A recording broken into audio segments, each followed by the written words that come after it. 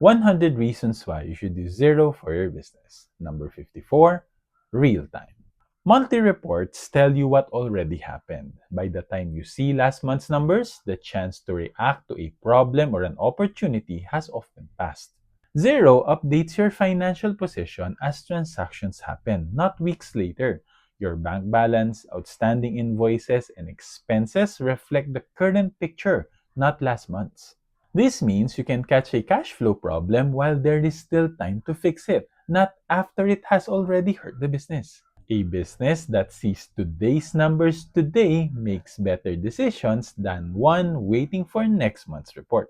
So, are you already using Xero for your business? If not, send this video to your boss or finance head or message us on our Facebook page so we can help you implement Xero the right way and achieve real-time and data-driven business strategies. This is Sir Migs, your accountant for growth.